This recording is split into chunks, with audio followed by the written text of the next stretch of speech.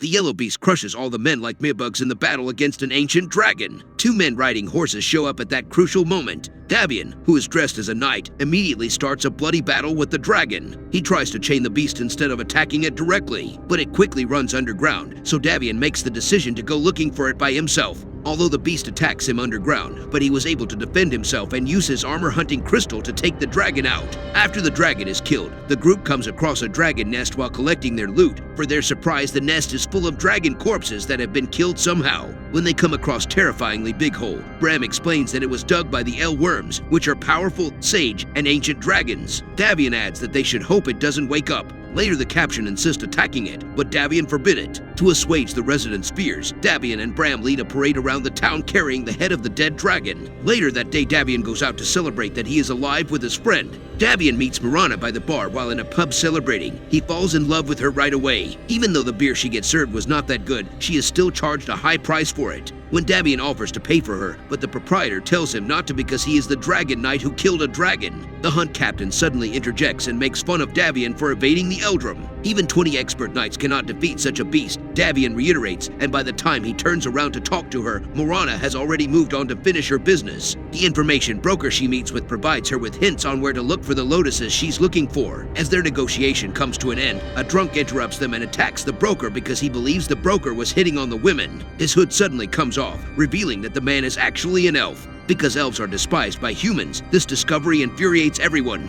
Fortunately, Davian takes the elf outside to deal with him, but he lets him go when no one is looking. The following morning, Davian was sleeping with a beautiful woman. As he was getting up, we see some scare and fit physic. The girl with him offered him to stay for some time, but Bram enters the room to inform Davian that the captain has left to swiftly kill the Eldrum, while directing Bram to call in reinforcements with teleporting magic by slashing his hand. Davian quickly sets out to stop him. When Davian gets to the nest, he discovers that the Eldrum has been killed by the captain, but it turns out that he is actually under the control of a force that uses Davian's tragic past to torture him. The demon tries to convince Davian to allow him to enter his body, but a strong dragon named Slyrack shows up to exact revenge on his older brother. The captain is instantly set on fire by Slyrack's breath. The demon quickly assumes control of the dead Eldrum's body when Slyrack goes to tell Davian to flee. Davian is rendered speechless as the two dragons engage in a fierce battle. Slyrack is soon knocked to the ground, but he shows no signs of giving up and keeps fighting. In contrast, Davian finds himself assisting the dragon in his battle with the demon, and the two of them are able to force the demon to flee. After that, Slyrack passes out from his wounds, so Davian decides to put an end to him to ease his suffering. Slyrack swiftly slits his throat before he can react. Davian succeeds in crawling out of the hole, but some thieves attack him and try to steal from him. He awakens next to a saber-toothed princess while completely naked. Later, he is met by Morana and Marcy, her assistant. Morana tries to question Davian, but he responds that all of his memories are hazy and disjointed. He is allowed to travel with the group until they reach the city. As soon as they arrive at an inn, whose proprietor is a friend of Davian's, they are given permission to stay there without paying and indulge in alcohol. Another client recognizes the ring as being one that belonged to Davian's brother after Davian coughs it up. When the client confronts him, he tells him that his brother and friend's bodies were recently discovered with their clothing torn to pieces and a dragon knight's armor also discovered nearby. Even though he attacks Davian, he easily dispatches of him. Morana, meanwhile, is perplexed by how flashy the black market appears instead of being in the dark. Nikto welcomes them after leading them inside. The broker elf who works for Nikto reveals her identity and the fact that she is wanted while attempting to negotiate. After that, they are delivered them to a dark market where they are to be sold off. But sadly for the buyers, Morana and Marcy are not your typical women. With just her hands, Marcy easily dispatches everyone in the room by attacking the men. Morana is also successful in getting the elf to divulge important information. They come across a shop owner who is also a collector. He admits he doesn't know anything about the lotuses and directs them to a sage who lives in a valley by giving them some kind of gem. Morana invites Davian to accompany them as they depart, but he declines, saying that he cannot dishonor himself by fleeing a fight. Soon after, Davian is surrounded by a group of bandits, and then the fighting starts. He lacks the strength to contend with such a large number of adversaries, though. Morana and Marcy use their arrows to stop the killing just as Davian is about to be killed, giving him time to become a monster. He shreds everyone there in this form. He sees himself through his armor reflection as he advances to kill the last bandit, and upon realizing that he has transformed into a monster, he experiences emotional instability, which causes him to revert to his human form. The city's soldiers then approach, but Morana arrives just in time to take him away. The lotuses are being sought after by an elf in another location, which is a temple. Morana notices her shape-shifting attempts despite her best efforts. Morana summons arrows with the help of her moonlight blessings to strike the shadow magic-capable elf, who then flees into the forest. The Fimran elf returns to her friends and tells them about the lotuses she stole from the Silver Night Woods. Davian is suffering from nightmares every night, which forces Morana to keep watch in case he changes unwillingly to the monster. Children in the elf village are told the legend of Selamin, the dark moon goddess, and how they wait for their real goddess to arrive through the lotuses. She reveals that in exchange for his assistance, she intends to go see the sage and give him the lotuses. In other places, Morana directs the group along a perilous route to speed up their journey. The ground gives way as they are treading, and despite their best efforts to avoid it, they end up in a precarious position. Morana gives herself in self-sacrifice and plunges into a nice pit to save the others. To the flower-filled sage tower, Fimran leads her companions. The interior is spacious, empty halls and passageways are only stocked with books. The sage eventually appears after Fimran is interrogated and abruptly called into a void. Fimran presents the lotuses to him right away, but he accuses her of being a thief and says no offering will bring her goddess back.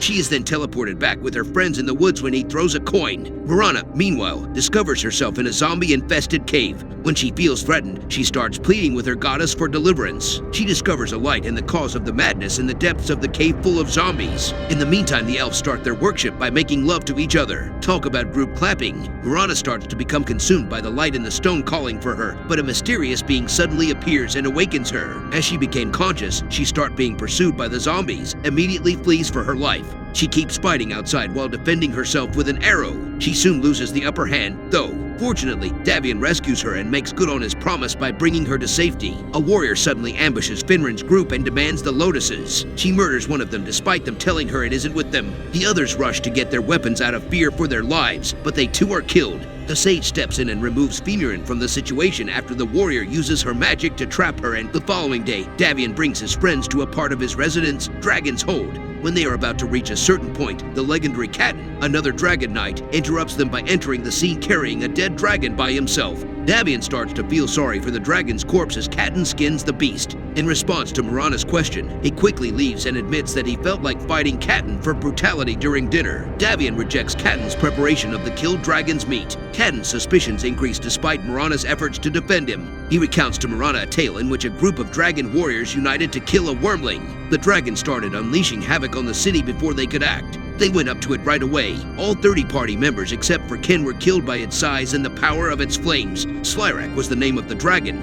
and Ken says he recently discovered its lair but didn't find it there. After looking around, he discovered the creature's dead body inside Davian's necklace. After telling him the tale, Davian explains their encounter, and Canton offers to assist him because they are brothers in the same order. The sage projects himself to Selamin using the lotuses, where he makes an effort to bargain with her. Canton kidnaps Davian at night and starts torturing him to reveal Slyrax's shape. Slyrax eventually appears, but Canton doesn't flinch. The conflict starts when Canton frees the chained dragon while the arrogant dragon rants about his superiority. With the aid of his special armor, Canton defeats Slyrack, but Marcy and the others soon arrive to assist. Slyrack suddenly transforms into a full-fledged dragon and engages Canton in a fierce battle. Surprisingly, Canton keeps up with the opposition. But when there is a direct exchange, Slyrack is the last fighter to fly. It turns out that the sages of Selamin were once married and had a daughter. The sage reveals that the reason he hated her so much was because, despite having the ability to do so, she failed to save their dying daughter. His presence infuriates Selamin, who then manifests to her followers and declares war on the elves whose action allowed the sage to get in touch with her. Following the declaration, Luna, the leader of the Night Silver Woods, gathers her troops under the Dark Moon Order for combat. The troops are instantly teleported to each of the elven enclaves, where they start the subjugation. Before collapsing unconscious, Davian rescues the entire group in his dragon form. He enters the other Elfworm's world in a dream, though, as his thoughts are diverted there. Here, the Thunder Dragon reveals that Slyrack's killer was a demon by the name of Terrorblade. Davian is confined to the dream. When Slyrack regains consciousness, he attacks Morana and Marcy, causing them to flee on saber-toothed tigers. After they eventually crash into the forest, Morana awakens to discover Marcy hurt. Marcy notices that Morana dropped a crystal as she advances and picks it up. While doing so, Slyrack pursues them into a cave, where he attacked with his flames in their place, under the cover of the mountain. The two are successful in avoiding him, and while they are hiding, Marcy realizes that the crystal holds the key to locating the sage. Marcy escapes as Morana serves as a ruse and attracts Slyrack's attention. Davian also confesses to the dragons his hatred for them and his desire to exterminate them all at the same time. He does, however, add that after seeing the demon, he now understands that Terrorblade is a more evil force than they are. Morana attacks Slyrack and hurts him, causing him to crash as the dragons deliberate. When Davian and the dragon come face to face, Slyrack hears what Davian says, and their consciousnesses switch, returning Slyrack to human. When Davian and his injured companions enter the tower, the sage initially refuses to assist them, but after seeing the green crystal in the elf village, he decides to do so. Everyone must make a fealty oath to Selamine. After that, Luna commands her army to search for the rebels in the mysterious forest depths. Archers attack them from all sides, but Luna uses her moon magic to put a stop to the assault. Luna, however, issues an order for a retreat as the rebels carry out their assault. When they come back, they see a horrible sight. According to the sage, Terrorblade wants to acquire all 8 of the Eldrum's souls in order to reshape the world as he sees fit. These souls are what the world's 8 pillars of support are made of. The sage adds that he would soon pass away once Slyrack is prepared to be let loose once more, despite the fact that he enchants Davian's necklace to keep Slyrack at bay. The sage makes the decision to reveal to Morana and Marcy the true nature of their goddess when they awaken from their healing process. He explains to them how Luna, Salamine's dependable servant, is wreaking havoc on the elves. Morana doesn't believe the sage because she can see the obvious truth and calls him the Moon Devil. He graciously gives them some time to think things over. The elves are still being wiped out by Luna's army until the rebel legion leader comes forward. She offers her life in exchange for her captors sparing her followers, but Luna kills them all while keeping her alive. The Moon Order's withdrawal from the Elven Enclave is a requirement for the sage to return the lotuses to Murano. He also lends them Femurin as a guide and makes Davian an indestructible outfit for his transformation before they depart. The Storm Dragon is awakened and being contained by the sage after they have left.